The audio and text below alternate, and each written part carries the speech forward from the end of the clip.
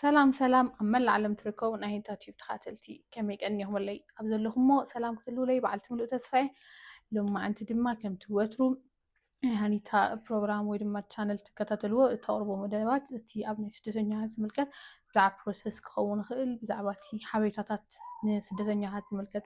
بسبيشال نتوم سدتنيا تات ملكت مالتيو بأمريكا بأستراليا نزركبو نمحج ما أبقال نزلون حدش تصرخ بحبيتان تلو إنا بهم قبلي مالتيو سلازي اللوم دما كمترو بزعبا ناي أمريكا قداي قبل حلفة فيديو تاتي كله رينا يلنا إنا سلازي ناي لوم خا بزعبا ناي أمريكا إحزالكم متيزلوهم ناي أمريكا CWS من شيك حب CWS ويدما تشورل سيرفيس مالتيو عب إلت إسران شتشين قنبت ويدما 26 ماي زوتو هزوت زينا نيرو مالتيو أقاطعمي أنا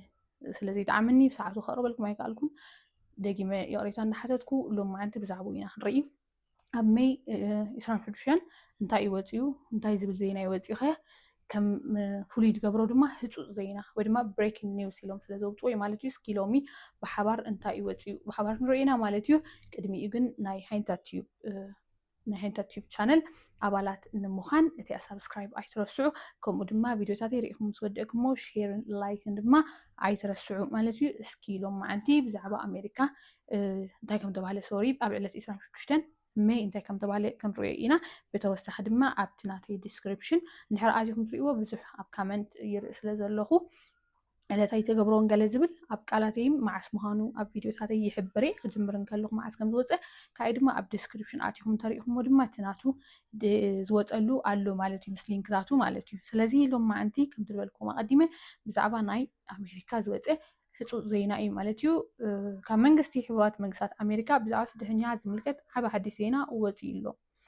ኣብ መላእ ዓለም ዝርከቡ ብዙሓት ስደተኛታት ድማ ተመሳሳሊ ሕቶ ይሓቱ ኣለዉ። እዘን ካልኦት ስደተኛታት እውን ይጠቅም ድዩ? ሎሚ ኣብ ኢንተርኔት ብዙሕ ምድንጋራት ስለ ዘሎ ነዚ ሓድሽ ሓበሬታ ብቐሊል ቋንቋ ክገልፀልኩም እየ። ምምሕዳር ትራምፕ ንዓመት 2026 ዝኸውን ናይ ስደተኛታት ቁፅሪ ይዳረትን ሬፊጂ ሴሊንግ ዝዕቢ ሓድሽ ፕሬዚደንታዊ ውሳነ ፕሬዚደንታል ዲተርሚኔሽን ኣብ ፌደራል ሬጅስተር ወይ ድማ ፌደራል ሬጅስተር ብወግዒ ኣሕቲሙ ኣሎ። እዚ ኣገዳሲ ዝኾነሉ ምክንያት ድማ ሓደ ነገር ኣብ ፌደራል ሬጅስተር ምስ ተሓትመ ወግዓዊ ፓሊሲ መንግስቲ ኣሜሪካ ይኸውን እምበር ወረታት ወይ ፖለቲካዊ ዕላል ጥራይ ኮይኑ ስለዘይተርፍ እዩ። ከም ንሪኦ ንፈልጦ ኣብ ዝሓለፈ ግዜ ብዙሕ ብዛዕባ እዚ ወፂኡ ነይሩ እዩ ከም ወረ ከም ፀብፃብ እንዳመሰለ ክወፅእ ቀኒዩ ሕጂ ግን ተሓቲሙ ኣሎ። ስለዚ ፖለቲካዊ ዕላል ወይ ድማ ወረ ወይ ድማ ስኢሉ ፀብፃብ ኮይኑ ኣይተርፍን እዩ። እንታይ ዳ እዩ ኦልሬዲ ተሓቲሙ ኣሎ ኣበይ ኣብ ፌደራል ሬጅስተር። እንታይ እዩ ተፈፂሙ ዋት ሃፐንድ? እቲ ምምሕዳር ነቲ ናይ ስደተኛታት መእተዊ ደረት ካብ 7500 ናብ 17500 ክብ ኣቢልዎ ኣሎ። እዚ ማለት 10,000 ተወሳኺ ናይ ስደተኛታት ቦታታት ተወሰኽቲ ተገይሮም ኣለዉ። ግን እቲ ኣተሓሳሳቢ ክፍሊ እዚ እዩ ወድማ ሶሪ ክፋል እዚ እዩ። እቲ ምምሕዳር ነዞም ኩሎም 10,000 ተወሳኺ ናይ ስደተኛታት ቦታታት ብፍላይ ነፃዓዱ ኣፍሪካነርስ ዜጋታት ደቡብ ኣፍሪቃ ጥራይ መዲብዎም ኣሎ። ስለዚ ኣብ ዝሓለፈ ቪድዮታት ብዛዕባ እዚ ሕጂ ይኮነን ሓድሽ ወፂኡ ዝወፀ ነይሩ እዩ 17,500 ኢሉ 10,000 ከም ዝወሰኸሎም ብተወሳኺ ድማ ንደቡብ ኣፍሪቃውያን እዩ ዝብል ግምታት ተዋሂቡ ከም ዝነበረ እዚ ብሓባር ርኢና ነርና ኢና። ቪድዮታት ይኹን ኣብ ዝተፈላለየ ሶሻል ሚድያ ተዘርጊሑ ነይሩ እዩ። ስለዚ እዚ እቲ ንሕና ንፈልጦ ዝነበረ ኮይኑ ሕጂ ግን እቲ ፍልይነቱ እንታይ እዩ ናብ ዝብል እዩ ማለት ይወስደና። ዋይት ሃውስ እዚ ዝተገብረሉ ምክንያት ብሰንኪ እዚ ስዕብ እዩ ይብል። ቀዳማይ ብዓልየት ዝድረኽ ዓመፅ ከም ዘሎ ብምጥቃስ፣ ካልኣይ ምስ ኣፍሪካነርስ ዝተኣሳሰሩ ስክፍታታት ብምህላዎም፣ ከምኡ ናብ ደቡብ ኣፍሪቃ ዝካየድ ዝነበረ ናይ ስደተኛታት መስርሕ ምድንጓያት ስለዘጋጠሞ እዩ። ስለዚ በዘን ሰለስተ ምክንያታት እዩ እሶም ኣፍሪካነርስ እዮም ክኣትዉ ዘለዎም ኢሉ ደምዲሙ ዘሎ ማለት እዩ። ስለዚ ዋይት ሃውስ እዚ ዝተገብረሉ ምክንያት ኢሉ ክገልፀልና ሃሎ እዘን ሰለስተ ዝገለፅኩልኩም ከም ምክንያታት ኣቐሚጦና ኣሎ ማለት እዩ። እዚ ስለምንታይ ዓብ ነገር ዝኸውን ዘሎ ዋይ ዲስ ቢግ ዲል? እዚ ጉዳይ ህፁፅ ዜና ዝኾነሉ ምክንያት ኣፍሪካነርስ ናይ ስደተኛታት ዕድል ክረኽቡ ስለ ዝኽእሉ ጥራይ ኣይኮነን። ሰባት ድሮ ቅድሚ ሕጂ ብዛዕባ እዚ ወረታት ይሰምዑ ነይሮም እዮም። እቲ ብሓቂ ህፁፅ ዘብሎ ነገር እዚ ፖሊሲ ሕጂ ኣብ ፌደራል ሬጅስተር ብወግዒ ተሓቲሙ ምውፅኡ እዩ። እዚ ማለት ድማ ዋይት ሃውስ ብወግዒ ኣፅዲቕዎ ኣሎ። ምስ ኮንግረስ ዝግበር ዘተታት ድሮ ከም ዝተካየደ ተገሊጹ ኣሎ። ሕጂ ድማ እቲ ፖሊሲ ንጡፍ ፌደራዊ ፖሊሲ ኮይኑ ኣሎ። ብዙሓት ሰባት ኮንግረስ ነዚ ኣፅዲቕዎ ድዩ ኢሎም ይሓቱ እዮም። መልሱ ኮንግረስ ከምቶም ንቡራት ሕግታት ኣብ ናይ ስደተኛታት ቁጥር ደረት ድምፂ ኣይሂብን እዩ ኣብ ትሕቲ ሕጊ ስደተኛታት ኣሜሪካ ፕሬዚደንት ምስ ኮንግረስ ድሕሪ ምምኽኻር ፕሬዚደንታዊ ውሳነ ወይ ድማ ፕሬዚደንታል ዲተርሚኔሽን ከውፅእ ይኽእል እዩ ስለዚ ሓንሳብ ብወግዒ ምስ ተሓትመ ኣብያተ ፍርዲ እንተዘይዓጊቶሞ ወይ ድማ ኣብ መፃኢ ናይ ፖሊሲ ለውጢ እንተዘይመፅኡ እቲ ምምሕዳር እንድሕሪት ከየበለ ናብ ስራሕ ከእትዎ ይኽእል እዩ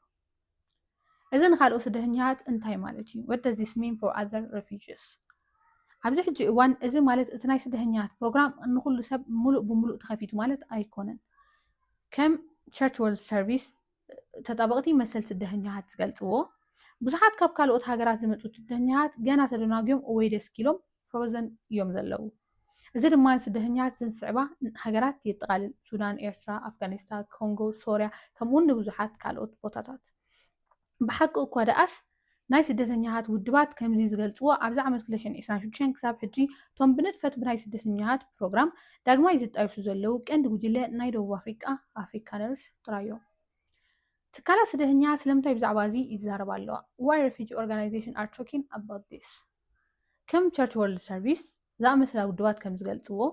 እዚ ሓድሽ ሓበሬታ ኣገዳሲ ዝኾነሉ ምክንያት ሓደ ዓዝዩ ኣብ ነገር ስለዝተረጋገፀ እዩ እቲ ናይ ስደተኛታት ኣሰራርሓ ባዕሉ ገና ይሰርሕ ከም ዘሎ ዘርኢ እዩ ንኣዋርሕ ናይ ስደተኛታት መስርሕ ንብዙሓት ጉጅለታት ዝሑል ፍሩይ ወይ ከቢድ ቀይዲ ዝተገብረሉ ነይሩ ሕጂ ግን መንግስቲ ንሓደ ዝተመርፀ ጉጅለ ጥራይ ናይ ስደተኛታት ምቕባል መስርሕ ብወግዒ ኣስፊሕዎ ኣሎ ተጠበቕቲ ከም ዝማጎትዎ እዚ ውሳነ እዚ እቲ ናይ ስደተኛታት ስርዓት ክሰርሕ ኣይክእልኒ ዝብል ምስምስ የዳኽሙ እዩ ብቐሊል ኣባህላ ብዙሓት ተጠበቕቲ ስደተኛታት ሕጂ ከምዚ ይብሉ ኣለዉ እቲ ናይ ስደተኛታት ስርዓት ንሓደ ጉጅለ ከተኣናግድ ዝኽእል እንተኮይኑ ስለምንታይ ዳ እዮም እቶም ድሮ ዝፀደቑ ኣብ ካልኦት ሃገራት ዝመፁ ስደተኛታት ገና ዝፅበዩ ዘለዉ እዚ እቲ ትክክል ሕቶ ኣብ ናይ እዞም ተጠበቕቲ መሰላት ናይ ስደተኛታት ጥራይ ዘይኮነ ኣብ ነፍሲ ወከፍ ስደተኛ ሕቶ ዝኸውን እዩ ንምንታይ እዩ ንሓደ ጉጅለ ጥራይ ክፍቀድ ተገይሩ ንምንታይ እዮም ከእቶም ድሮ እትዮም ኣብ መስርሕ ዝፅበዩ ዘለዉ ናይ ካልእ ሃገራት ስደተኛታት ክፍቀደሎም ዘይከኣለ እዚ ድማ ሕቶ ኮይኑ ኣሎ ንኩሉ ማለት እዩ ተጣበቕቲ መሰላት ዝሓትዎ ዘለዉ ድማ እዚ እዩ እዚ ድማ እዩ ሓደ ካብትን ኣንጻር እዚ ሕጂ ዘሎ ናይ ስደተኛ ፖሊሲታት ዝገበር ዘሎ ክስታት ወድማ ለወሲት ክቕፅሉ ዝገብር ዘሎ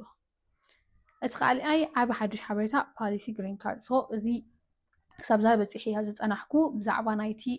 ካብ ኣሜሪካ ወፃኢ ዘሎ ስደተኛ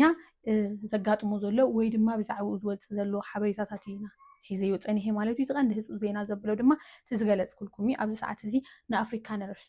ወይ ድማ ነቶም ጻዕዱ ደቡብ ኣፍሪካውያን ጥራይ እዩ እቲ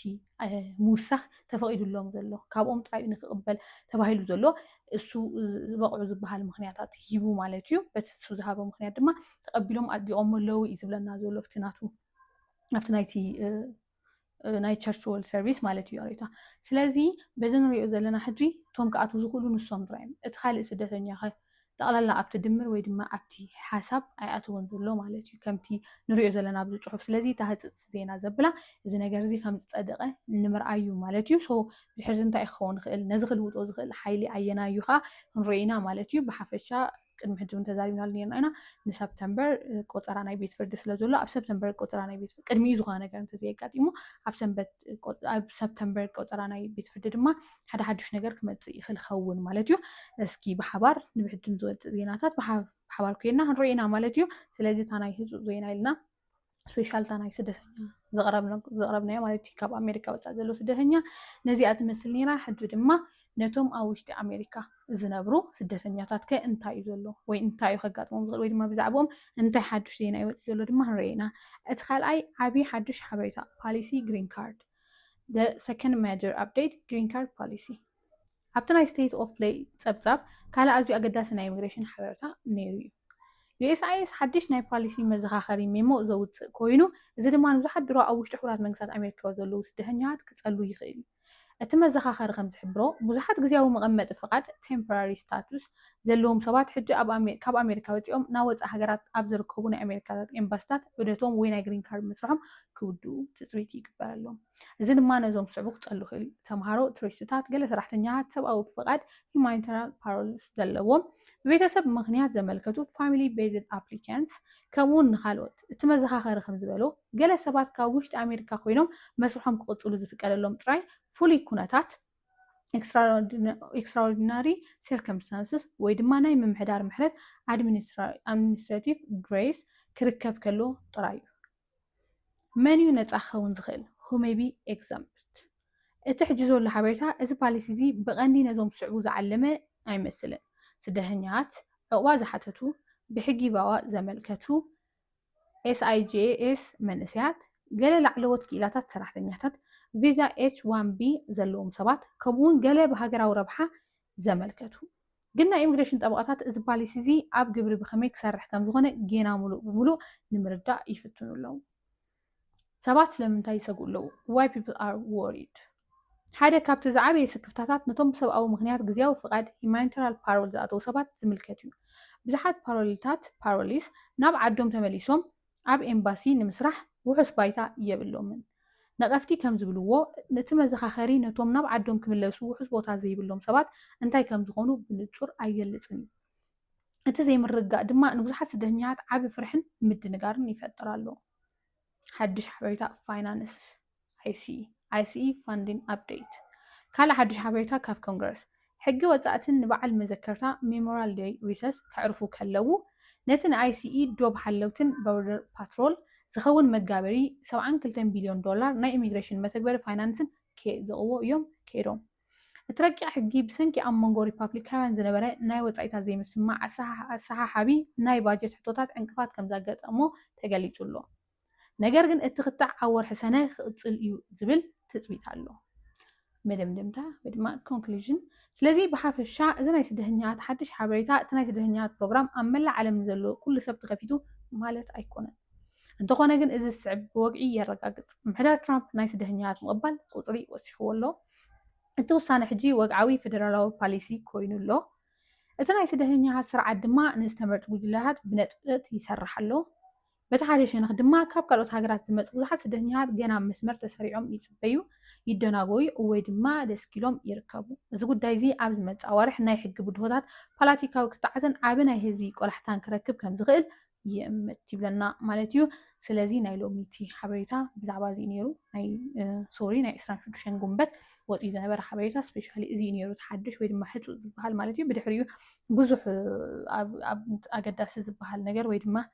ፍሉይ ዝበሃል ነገር ኣይወፅን ክሳብ ዚ ኣያት ቀንዲ ንውሽጢ ካብ ኣሜሪካ ወፃኒ ዘለኹን ናብ ውሽጢ ኣሜሪካ ዘሎ ስደተኛታት እዚአን ተገሊፀን ነይረን ማለት እዩ ብሕጂ ንዝመፅእ ግን ኣብ ሰዓቱ ከቕርበልኩም ይላቦ ማለት እዩ ስለዚ